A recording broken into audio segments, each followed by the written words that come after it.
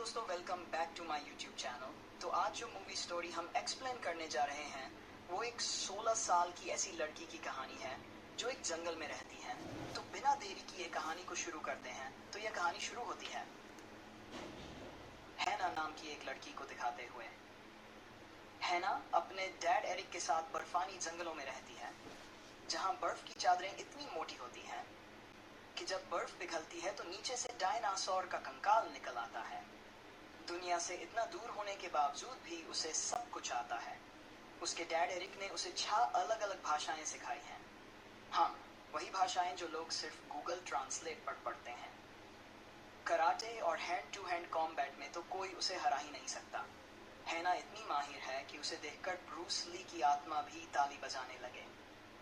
निशाना चाहे धनुष से लगाए या गन से, वो कभी अपना निशाना नहीं चूकती कि अगर वह आंखें बंद करके भी तीर मारे तो भी वह तीर सीधे जाकर चाय के कप में गिरता है।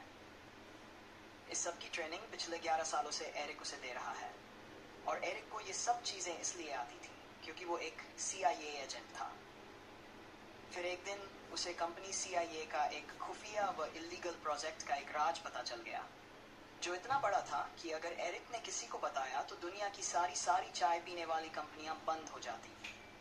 ऐसे में एरिक कंपनी के लिए खतरा बन गया और CIA के लोग उसे मारना चाहते थे। लेकिन एरिक खुद की और अपनी बेटी की जान बचाकर यहाँ दुनिया से बहुत दूर आ गया।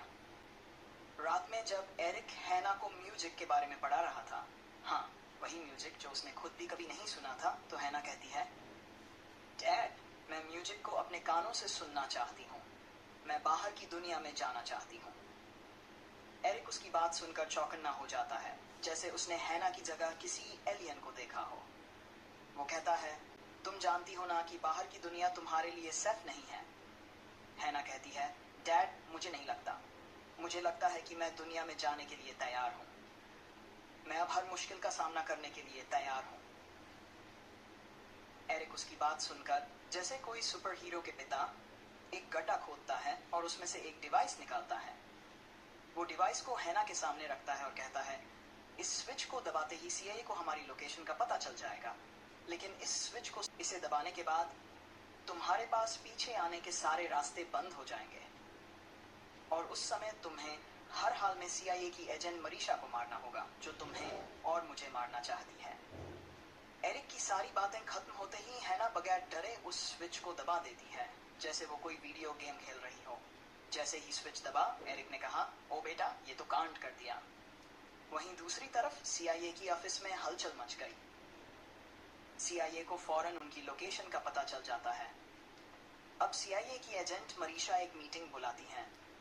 मीटिंग में सबको बताते हुए जैसे किसी थ्रिलर फिल्म की हीरोइन, मरीशा कहती है, एरिक का पता चल चुका है। एरिक एक बहुत ही अच्छा और काबिल CIA एजेंट था। उसे पकड़ना बहुत ज्यादा जरूरी है क्योंकि उसके पास कंपनी के सीक्रेट्स हैं। दिखाया जाता है कि एक फोर्स को एरिक के घर भेज दिया जाता है, जैसे वो किसी बहुत बड़े खजाने की खोज में निकले हों। जैसे ही फोर्स एरिक के घर पहुंचती है, एरिक और हैना तैयार होते हैं। एरिक कहता है, हैना, ये हमारा फाइनल मिशन है। हैना मुस्कुराते हुए कहती है, डैड, ये तो बस शुरुआत है। इस बीच फोर्स के लोग एरिक और हैना को पकड़ने के लिए घर में घुसते हैं। तो एरिक, जो हैना का सुपर सीक्रेट डैड है, कहता है, जैसा मैं कहूँ तुम्हें वैसा ही करना है। अब हम मर्लिन में मिलेंगे और तुम भी मर्लिन आओगी। ये कहते ही वह तो गायब हो गया, जैसे कि हवा में मिल गया हो। लेकिन तभी पुलिस चारों तरफ से हैना के घर को घेर लेती है। जैसे ही 2 पुलिस वाले अंदर आते हैं, हैना ने उन्हें ऐसे धूल चटा दी जैसे वे 2 फ्लाइज हों। पर बाकी फोर्स हैना को पकड़ लेती है और उसे CIA के हेडक्वार्टर्स ले जाती है। यहाँ पर सबसे पहले एक ऑफिसर आता है जो हैना से पूछताछ करने की कोशिश करता है। हैना उसकी ओर देखती भी नहीं और कहती है, मैं सिर्फ मरीशा से बात करूंगी। अब एक लड़की अंदर आती है जो मरीशा जैसी दिख रही है। वह कहती है, बोलो, मैं ही मरीशा हूँ। हैना ने सोचा, वाह क्या डुप्लीकेट है। हैना उस एजेंट से ढेर सारे सवाल पूछने लगती है। एजेंट के कान में छिपा हुआ माइक था और मरीशा उसे जवाब बता रही थी। जब हैना को यकीन हो जाता है कि ये वही है, तो वह उससे गले लगकर रोने लग जाती है। बाहर के एजेंट्स को खतरा महसूस होता है और वे हैना को बेहोश करने के लिए इंजेक्शन लेकर अंदर घुसते हैं। हैना उन्हें देखकर कहती है, छत से उन दोनों को नीचे गिरा देती है। गन लेकर सबसे पहले मरीशा बनी हुई एजेंट का मर्डर करती है, फिर बाकी दोनों एजेंट्स का भी। इसके बाद वह सिक्योरिटी कैमरे को शूट कर देती है और वहां से भाग जाती है। मरीशा, जो दूसरे चैम्बर में बैठी थी और ये सब देख रही थी, शॉक्ड थी। लैब में हैना का ब्लड टेस्ट हो रहा था और डीएनए भी चेक हो रहे थे। हैना लैब में घुस जाती है, अपनी मेडिकल रिपोर्ट लेकर वहां से भाग जाती है। बहुत सारे एजेंट्स उसे पकड़ने के लिए आते हैं, लेकिन हैना सभी को चकमा देकर टनल्स के जरिए निकल जाती है। टनल की दूसरी ओपनिंग एक सहरा में थी। कुछ गाड़ियां उसके ऊपर से गुजरती हैं। हैना उनमें से एक पर लटक जाती है और काफी दूर पहुंच जाती है। वहां उसे मिलते हैं दो बहन भाई, जिनमें से बहन का नाम एलेक्स और भाई का नाम टॉम है। वे दोनों हैना को देखकर चौंक जाते हैं, जैसे किसी दूसरे ग्रह की प्राणी को देख लिया हो। सोफी हैना से कहती है, अरे चलो तुम्हें लिफ्ट दे देती हूँ। लेकिन हैना ने फुल एडमिशन मोड में सोच लिया कि अकेले चलना ही अच्छा रहेगा। शायद उसे लगता है कि सड़क पर चलने से उसकी जासूस की योग्यता और बढ़ जाएगी। अब सीन बदलता है और हम देखते हैं मरीशा को, जो अपने लॉकर से एरिक की फाइल निकाल रही है। वाह, क्या ड्रामा है। यह तो जैसे कोई बोरिंग किताब से स्क्रैप बुक बनाना हो। उसकी एरिक और हैना से दुश्मनी का पता लगाने के लिए कहानी एक फ्लैशबैक में जाती है। यहाँ हम देखते हैं कि मरीशा ने एरिक की गाड़ी पर हमला कर दिया और एरिक की गाड़ी में हैना और उसकी माँ भी थी। तो हैना की माँ की मौत हो जाती है और एरिक उसे लेकर जंगलों में भाग जाता है। और अब मरीशा का मानो जीवन का एकमात्र उद्देश्य बन गया है, एरिक और हैना को खोज निकालना। फ्लैशबैक खत्म होते ही हम देखते हैं कि हैना किसी करीबी गांव में पहुंच जाती है और वहां वह देखती है कि लोग कपड़े धो रहे हैं। अब हैना भी अपनी जासूसी स्किल्स का इस्तेमाल करती है और लोगों के कपड़े चुराकर एक होटल में चली जाती है। होटल के मालिक को हैना की अरबी बोलने की कला इतनी इम्प्रेसिव लगती है कि वह उसे मुफ्त का रूम दे देता है। अरे वाह, यह तो जैसे होटल मालिक का दिल जीतने का तरीका हो गया। रात में हैना को सूफी मिलती है, जो उसे डिनर पर बुलाती है। अब दोनों होटल में डिनर करते हैं और बातें करती हैं, जैसे कि होटल में खाना खाने की कोई मीटिंग हो रही हो। सुबह सूफी की फैमिली अपने घर के लिए निकल जाती है और हैना उनकी गाड़ी में छुपकर उनके पीछे भाग जाती है। CIA एजेंट पीछे से होटल के मालिक को पकड़ लेते हैं और CCTV कैमरा चेक करने पर पता चलता है कि हैना सोफी की फैमिली की गाड़ी में है। एजेंट्स अब होटल मालिक को मार देते हैं, क्योंकि उनका गुनाह इतना बड़ा था कि उनका लिटिल चॉप एग्जामिनेशन खत्म कर दिया। फ्लैश कटा और हम देखते हैं एरिक पानी के रास्ते से शहर पहुंच जाता है। दो पुलिस ऑफिसर्स उसे देख लेते हैं और एरिक को मारने की सोचते हैं, लेकिन एरिक उन्हें मारकर पानी में डाल देता है, जैसे वे कोई गुब्बारे हों। और अब इस खबर को मरीशा को मिल जाती है कि एरिक अब पानी के रास्ते से शहर में है। दूसरी ओर हैना सूफी की गाड़ी में बैठी है और उसकी खुशी का ठिकाना नहीं है, क्योंकि वह सूफी की फैमिली के साथ एंजॉय कर रही है। सूफी का छोटा भाई उसे देख लेता है, लेकिन चुप रहता है। जब ये लोग एक और होटल में रुकते हैं तो सूफी को पता चलता है कि हैना अब भी उनके साथ है। सूफी अब हैना को भागने या छुपने के बजाय अपने साथ रुकने के लिए कहती है।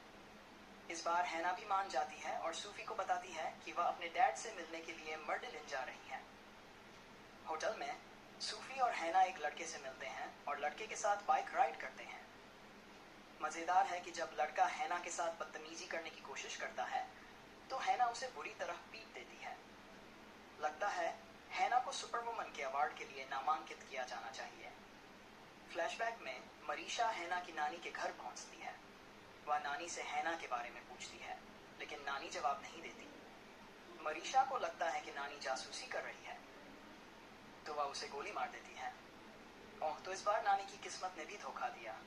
फिर एरिक के साथ सीन आता है, जो ये जानता है कि बहुत से लोग उसका पीछा कर रहे हैं, इसलिए वह खुद को बेसमेंट में छुपा लेता है। पीछा करने वाले लोग भी वहां पहुंच जाते हैं, लेकिन एरिक उन्हें चुटकियों में हरा देता है। और अब एरिक को पता चलता है कि ये गार्ड्स मरीशा के लोग हैं। अब एरिक मरीशा के घर पहुंचता है। एक गार्ड को गोली मारकर अंदर घुसता है, लेकिन मरीशा पहले ही भाग चुकी थी। दूसरी ओर हैना सूफी के साथ वैन में बैठी है। सूफी की माँ को पता चलता है कि कोई उनका पीछा कर रहा है और हैना को भी पता चल जाता है कि ये लोग उसके पीछे पड़े हुए हैं। तो अब एक नया और बड़ा प्लान बनता है। उसने कहा, देखो, इस फैमिली को बचाने का कोई तरीका निकाले बिना मैं यहाँ से नहीं हटने वाली। और ऐसा कहकर वह गाड़ी से बाहर निकल गई और भागी, मानो उसने सड़क पर एक नई भूमिका निभाई हो, गाड़ी के बिना वर्ल्ड चैलेंजर। मरीशा के लोग उसके पीछे भागे, लेकिन सोफिया ने खुद को स्टोरेज में छिपाकर अपनी जासूसी की कला का प्रदर्शन किया। जैसे ही एक आदमी ने हैना को देखा, हैना ने त्वरित प्रतिक्रिया दी और लोगों की धुनाई शुरू कर दी। उस आदमी को लगता है कि वह एक सुपर हीरो को देख रहा है जो एक ही समय में दो लोगों को पीट रहा है। सोफिया इस तमाशे को देखकर डर के मारे कांप रही थी और भागकर अपनी गाड़ी में वापस चली गई। अब हैना मरीशा के आधे दर्जन बंदों को ठिकाने लगाते लगाते समुद्र की ओर बढ़ रही थी। जैसे ही समुद्र दिखा, हैना ने जलपरी की तरह पानी में कूदकर अपनी जान बचा ली। उसे देखकर लगा जैसे वह किसी एक्शन फिल्म का फाइनल सीक्वेंस हो। सभी एजेंट्स अब सोफिया की फैमिली को पकड़कर पूछताछ के लिए ले गए और बच्चे ने उसे बताया कि हैना अपने डैड से मिलने के लिए मिलन जा रही है। अब मरीशा की मुस्कान मानो कह रही हो, यह तो सिर्फ शुरुआत है। फ्लैशबैक में हैना पानी में तैरती हुई एक बोट पर चढ़ जाती है और उस शहर पहुंच जाती है जहां उसके डैड ने उसे बुलाया था। उसे एक पार्क के अंदर बनी दुकान में एक मैजिशियन मिलता है। मैजिशियन पहले से ही जानता था कि हैना आएगी। जैसे ही हैना को उसने एक लेटर और पासपोर्ट दिया, उसने बताया कि उसकी माँ एक शानदार सिंगर थी और उनकी दोस्त थी। मैजिशियन ने भी हैना को उसकी माँ का गाना सुनाया और हैना के कानों से उसकी माँ की आवाज़ सुनकर उसकी आंखों में आंसू आ गए। मरीशा और उसके लोग दुकान में घुस आए। मैजिशियन ने हैना को छुपने के लिए कहा और खुद एजेंट से लड़ने लगा। एजेंट्स ने मैजिशियन को मारना शुरू कर दिया और उसने गार्ड्स को एरिक और हैना के बारे में कुछ भी नहीं बताया। मरीशा को कॉल आती है कि उसके एजेंट ने हैना की जानकारी प्राप्त कर ली है। मरीशा को पता चला कि एरिक ने हमेशा झूठ बोला था कि वह हैना का बाप है। मरीशा ने बताया कि एरिक और हैना के बीच कोई वास्तविक रिश्ता नहीं है और यह सुनकर हैना को तगड़ा झटका लगता है। अब हैना अपने दिमाग की बत्ती जलाकर नेट कैफे में जाती है और सर्च करती है कि एरिक का डैड नहीं है। उसे पता चलता है कि एरिक वास्तव में उसके बाप नहीं थे और उसके सारे भ्रम टूट जाते हैं। अब हैना की अगली मंजिल होती है मैजिशियन के दिए एड्रेस पर जाना, जो उसकी दादी का था। जब वह वहां पहुंचती है तो उसकी दादी की तस्वीर पर गोली का निशान देखती है जो मरीशा ने उसकी दादी को मारते समय छोड़ा था। जब हैना शोक में डूबी थी तभी एरिक आता है। हैना उससे पूछती है, क्या तुम मेरे डैड नहीं हो? एरिक थोड़ी देर के लिए हैरान होता है और कहता है, मैंने तुम्हें पाला है, तुम्हारी देखभाल की है। लेकिन हैना ने साफ कह दिया, सच सच बताओ, तुम मेरे डैड हो या नहीं? एरिक ने अपनी कहानी सुनाई कि कैसे वह CIA एजेंट था और हैना की माँ को प्रेग्नेंट लेडीज के प्रोजेक्ट के लिए ढूंढा गया था। एरिक ने बताया कि एक खास मिशन के तहत उसे प्रेग्नेंट लेडीज को ढूंढने के लिए कहा गया था और हैना की माँ भी उनमें से एक थी। इस प्रोजेक्ट में बच्चों के DNA में एक खास सीरम इंजेक्ट किया जाता था जिससे वे सुपर हीरो बन जाएं। लेकिन जब बच्चे 2 साल के हुए, मरीशा ने रिसर्च फैसिलिटी को बंद करवा दिया। इस कहानी ने हैना को पूरी तरह से हिला दिया, जैसे उसने किसी जादूगर के हाथ में आकर पूरी दुनिया का सच जान लिया हो। जैसे ही एरिक ने हैना को सच्चाई बताई, उसने कहा, देखो, मैंने बहुत से लोगों को मारा, तुम्हारी माँ को भी मार डाला, लेकिन मुझे तुम्हारी चिंता थी। मैंने तुम्हें 13 साल तक ट्रेन किया ताकि तुम आत्मरक्षा कर सको। तुम मानो या ना मानो, मैं तुमसे बहुत प्यार करता हूँ। हाँ, मैं तुम्हारा असली डैड नहीं हूँ, लेकिन मैं तुम्हें एक बाप से ज्यादा प्यार करता हूँ। हैना ने यह सब सुना और उसका गुस्सा 7वें आसमान पर पहुंच गया। उसकी पूरी जिंदगी अब एक बड़े धोखे की तरह लग रही थी। वह एरिक की बातों को ठुकराते हुए बोली, सच सच बताओ, तुम मेरे डैड हो या नहीं? और एरिक की सिखाई हुई लड़ाई की तकनीक का उपयोग करते हुए उसने एरिक को हराया और वहां से भाग गई। हैना की इस हालत को देखकर एरिक का दिल टूट गया। उसकी घड़ी की सुइयां मानो थम गई हो, क्योंकि मरीशा और उसके लोग अब उसकी ओर बढ़ रहे थे। एरिक ने 2 तरफा लड़ाई शुरू की, मानो वह एक सुपर हीरो हो। उसने कई लोगों को धूल चटाई, लेकिन अचानक मरीशा ने अपने रिवॉल्वर से एरिक को गोली मार दी। हैना वापस मैजिशियन के घर की ओर कदम बढ़ाई, जहां एरिक ने उसे पहली बार बुलाया था। वहां पहुंचने पर पता चला कि मैजिशियन भी मर चुका था। मरीशा और उसके लोग अब भी हैना की खोज में थे। हैना के पास कोई हथियार नहीं था, लेकिन उसने मैजिशियन के शव से वही हथियार निकाल लिया जिससे उसे मारा गया था। जैसे ही वह भागने लगी, मरीशा सामने आ गई और बंदूक लिए खड़ी थी। उसने कहा, मैं तुम्हारी मदद करना चाहती हूँ। हैना ने जवाब दिया, नहीं, मुझे किसी की मदद नहीं चाहिए, सब खत्म हो चुका है, मुझे अब किसी से कुछ नहीं चाहिए, तुम भी मेरे रास्ते से हट जाओ। अब दोनों में लड़ाई शुरू हो गई। मरीशा और हैना के बीच संघर्ष ऐसा था जैसे एक फिल्म का क्लाइमैक्स सीन हो। मरीशा की मददगार की भूमिका में उसकी अपनी टीम को ही घाव लगे और हैना को पेट में गोली लग गई। लेकिन हैना का डीएनए सुपर हीरो जैसा था। वह गोली लगने के बावजूद भी उठ खड़ी हुई और मरीशा के पीछे दौड़ने लगी। मरीशा ने भागने की कोशिश की, लेकिन गलती से उसका पैर फिसल गया और वह नीचे गिर पड़ी। हैना ने उस बंदूक को उठाया और मरीशा को मार डाला। अब हैना ने अपनी जिंदगी के सबसे बड़े खतरे को खत्म कर दिया था। वह खुद को आजाद महसूस कर रही थी, लेकिन उसकी खुशी पूरी नहीं हो पाई।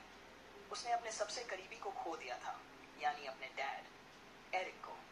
अब वह एक ऐसी दुनिया में थी जहां केवल उसका ही अस्तित्व था। तो दोस्तों, कैसी लगी ये कहानी? कमेंट में जरूर बताएं। और ऐसी ही मजेदार किस्से कहानियों के लिए हमारे YouTube चैनल सिनेमा मसाला को जरूर सब्सक्राइब करें। और अगर आप भी हैना जैसी किसी बहादुर लड़की को जानते हैं तो उसे ये वीडियो शेयर जरूर करें। तो मिलते हैं किसी और इंटरेस्टिंग मूवी एक्सप्लेनेशन के साथ। तब तक के लिए बाय बाय दोस्तों।